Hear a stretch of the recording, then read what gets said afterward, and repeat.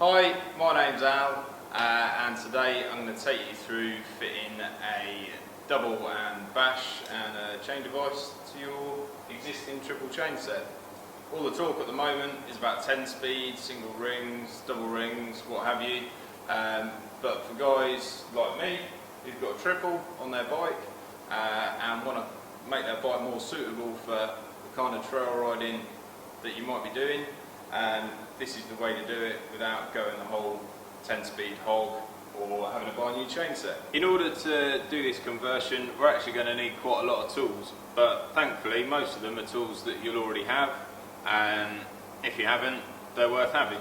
So what we've got is a chain whip here, because going to put a wider range cassette on to compensate for only having the 2 rings on the front. Some anti-seize, stop stuff seizing together.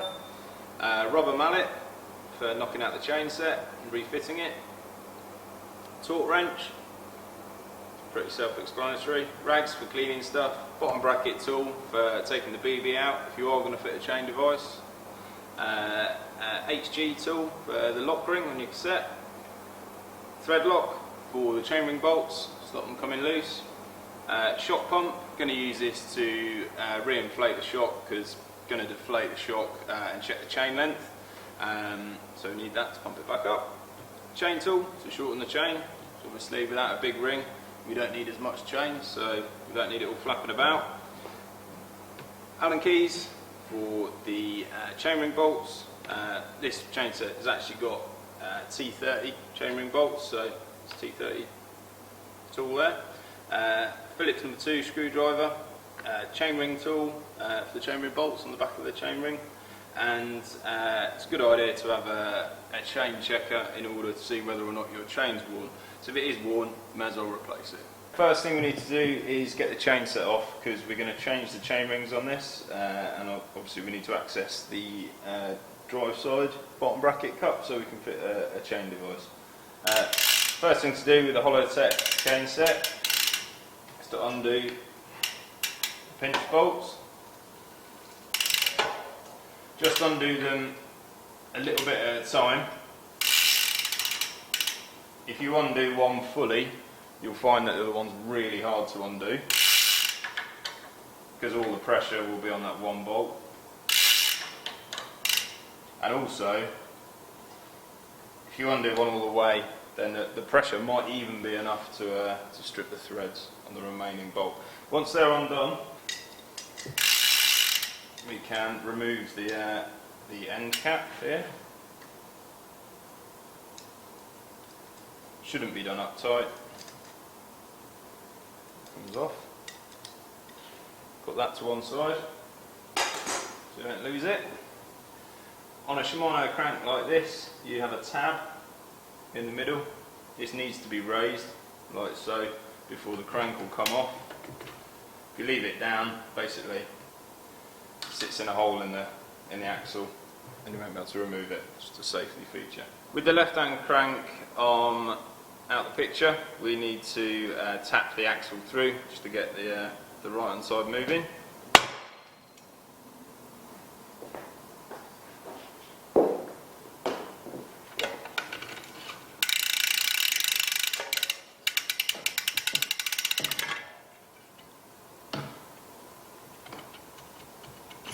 Should just pull free, like so.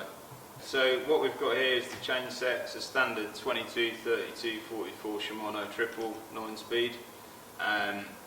What we're going to do is fit a slightly larger granny ring, slightly larger middle ring. I've chosen a 26 and a 36 to compensate for the loss of the big ring, and because I don't really use the granny all that much. Plus I'm going to fit a cassette with a 34 tooth first gear, so things are going to be easier back there anyway. And also going to fit the bash ring. Where I ride, I'm often catching this big outer ring on logs and stuff, and I only really use it on the road, so not a lot of point. Alright, so first of all we're going to remove the inner chainring. The chainring bolts on here can be really tight. These have been Loctited in with some fairly high strength Loctite, which means they're tight all the way out. Here comes the last bolt. That's the old inner ring free. To remove the outer ring and the middle ring, they're bolted together, male and female chainring bolts. Again, on this chain set it's T30. You may have to hold the back of the chainring bolt, the female side, stop it spinning.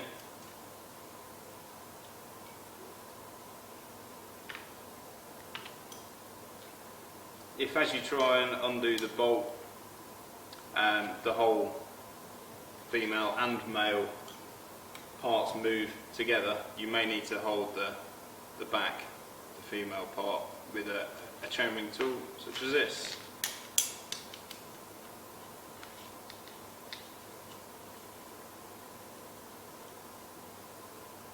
This is from Shimano TL FC20 tool. This ends for chainring bolts.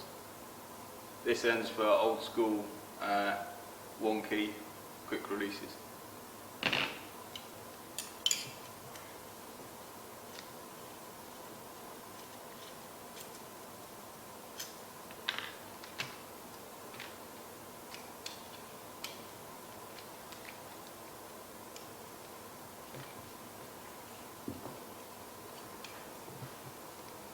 Okay, with all 4 bolts out, the middle ring comes off, and the outer. Good opportunity to give it a clean.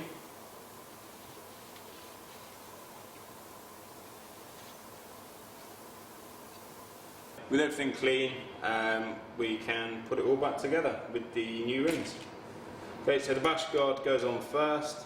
This particular one goes on this way, so it mounts in the outer ring position. When you're tightening up these chainring bolts, Gamma recommend 40-inch pounds for this particular chain device. If you don't have a torque wrench, that is around about a quarter of a turn from snug, according to them.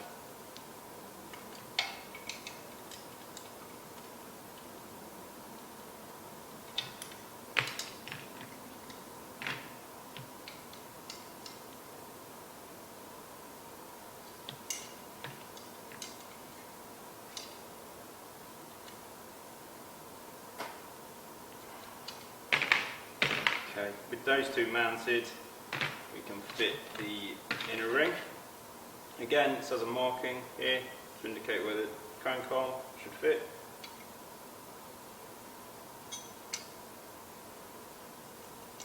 We also see there's recessed portions here for the heads of the chainring bolts to sit in.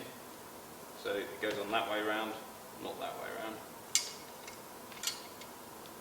Can use anti-seize if you don't have any Loctite.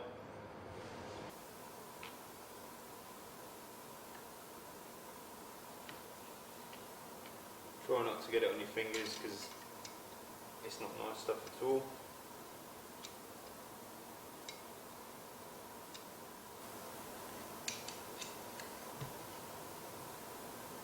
That's that, ready to go back on the bike. Unfortunately, there's no hard and fast rules about fitting a chain device. Often spacers will need to be removed. You may need to play around with the positioning of the chain device. You may even need to file the chain device.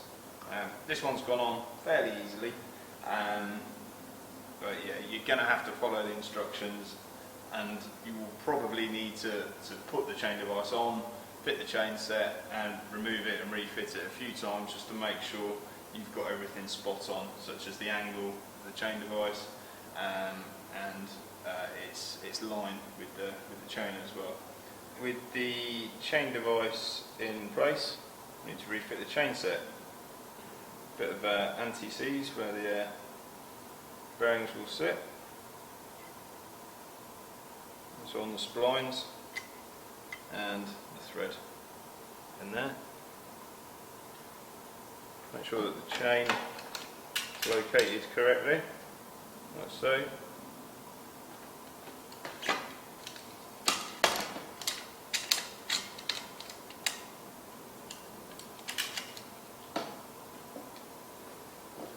Just tap it home with the rubber mallet.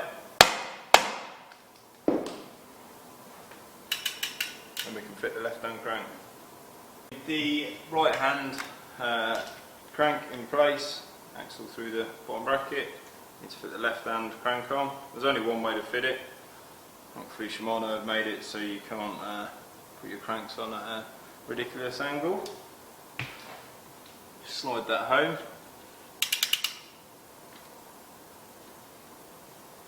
Preload cap.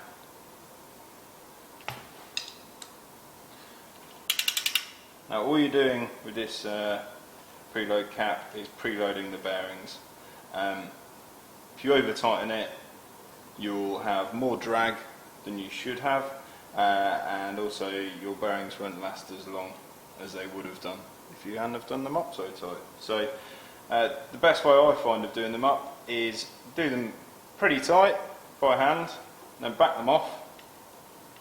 You'll know for sure then that everything's all snugged down properly, and then just literally nip it up, finger and thumb. That'll be sufficient. So with the bearings preloaded, we just need to push down the safety tab, keep that in place, and nip up the pinch bolts. We need to do these evenly, one at a time, so the stress is spread between the two. And this is one area of a bike where I would recommend the use of a torque wrench. So these bolts are evenly tightened now, 14 Newton meters. Because we've fitted slightly larger chain rings to the chain set, going to fit a wider ratio cassette. We've got an 1132 on there at the moment. This is an 1134 we're going to fit, so I'll have a slightly lower range of gears there.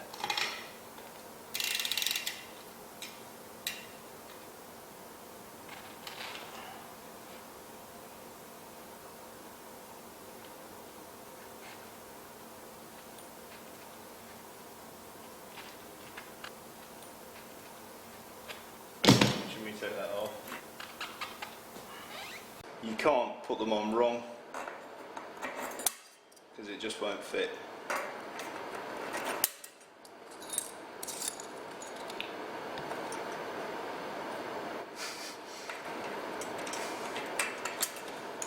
With the new cassette in place, grease the lock ring, and this needs tightening to 40 Newton meters, which is pretty tight. So we fitted our wide ratio cassette and our new chain rings on the front. Obviously now we don't have a big ring on the bike, we don't need as much chain. So you either need to shorten the chain that you've got on there already, or if it's worn out, just fit a new one. So obviously you don't want to wear out any of the new kit or have it slipping on them.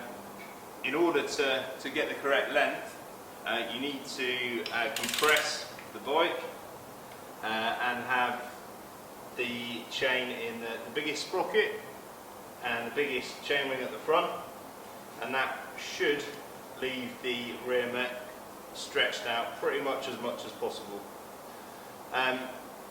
If it's slacker, then you will need to remove a link or two to tighten the chain. I mean, less noise, less slap, less weight, it's all good really.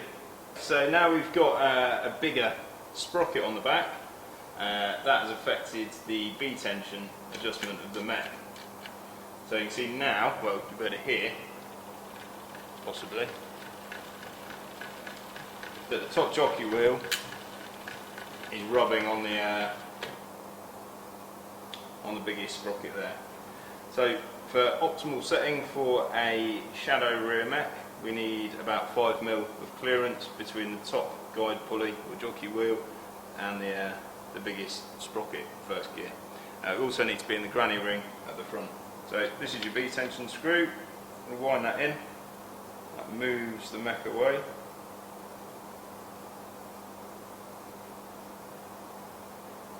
and that will stop the noise. Leave it running nice and quiet and providing the clearance that we need. Okay, we need to make some adjustments to the front mech as well. So we haven't replaced this front mech. It is a triple specific mech. However, it will work with a double. It looks a bit kooky though, bit of a gap here, but it works fine, so it's not too big a deal. The mech itself doesn't know that the big ring isn't there anymore, so it will continue to shift properly. We do, however, need to wind in the high limit adjustment in order to prevent the mech from shifting over onto the bash guard. So we've got the bike in the smallest sprocket at the back, so that's the hardest gear, top gear at the back, and the biggest chainring at the front. So currently the mech's able to move across and try and shift the chain over.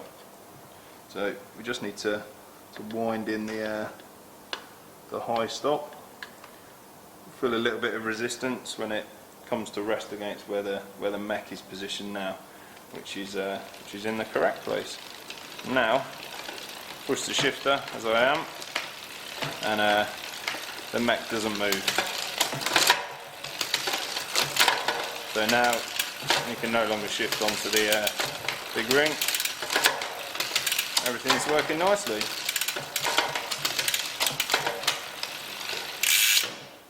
So that's that, all set up and ready to hit the trails.